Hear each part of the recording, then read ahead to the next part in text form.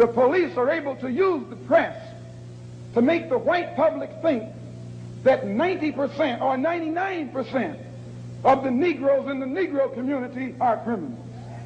And once the white public is convinced that most of the Negro community is a criminal element, then this automatically paves the way for the police to move into the Negro community, exercising Gestapo tactics, stopping any black man who is on the sidewalk, whether he is guilty or whether he is innocent, whether he is well-dressed or whether he is poorly dressed, whether he is educated or whether he is dumb, whether he's a Christian or whether he's a Muslim.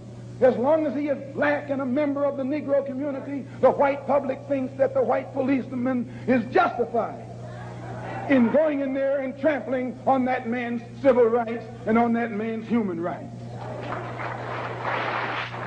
Once the police have convinced the white public that the so-called Negro community is a criminal element, they can go in and question, brutalize, murder unarmed, innocent Negroes, and the white public is gullible enough to back them up. Almost every statement that Commissioner Murphy makes would give you the impression that he's encouraging the police, rank-and-file policemen, that to take whatever method or measures necessary to hold the Negroes in check. He feeds the type of statistics to the white public to make them think that Harlem is a complete criminal area, that everyone is prone toward violence.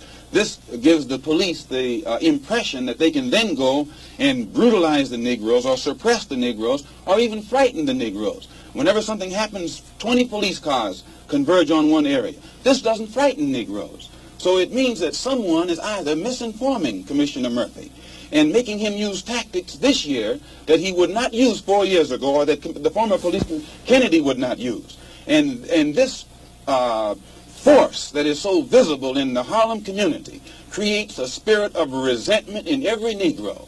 They think they're living in a police state and they become hostile toward the policeman. They think that the policeman is there to be against them rather than to protect them.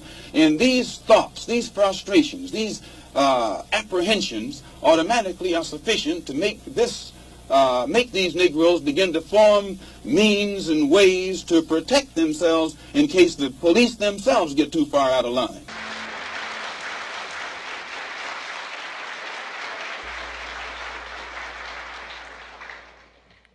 In order for you and me to devise some kind of method or strategy to offset some of the events or a repetition of the events that have taken place here in Los Angeles recently, we have to go to the root. We have to go to the cause. Dealing with the condition itself is not enough. And it is because of our effort toward getting straight to the root that people oftentimes think we're dealing in hate. We are oppressed. We are exploited. We are downtrodden. We are denied not only civil rights, but even human rights. So the only way we're going to get some of this oppression and exploitation away from us or aside from us is come together against the common enemy. Who taught you to hate the texture of your hair? Who taught you to hate the color of your skin to such extent that you bleach to get like the white man? Who taught you to hate the shape of your nose and the shape of your lips? Who taught you to hate yourself from the top of your head to the soles of your feet? Who taught you to hate your own kind? Who taught you to hate the race that you belong to? So much so that you don't want to be around each other. No, before you come asking Mr. Muhammad, does he teach hate, you should ask yourself, who taught you to hate being what God gave you? Don't scare Negroes today with no badge or no white skin or no white sheet or no white anything else. The police the same way.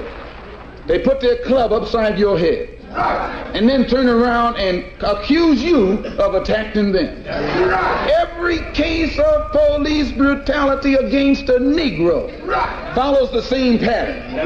They attack you bust you all upside your mouth, and then take you to court and charge you with assault. What kind of democracy is that? What kind of freedom is that? What kind of social or political system is it when a black man has no voice in court, has nothing on his side other than what the white man chooses to give him? My brothers and sisters, we have to put a stop to this, and it will never be stopped until we stop it ourselves.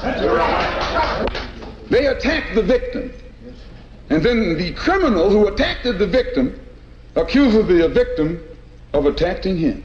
Yes, sir. This is American justice. Yes, sir. That's right. This is American democracy. Yes, and those of you who are familiar with it know that in America, democracy is hypocrisy. Right. Now, if I'm wrong, put me in jail.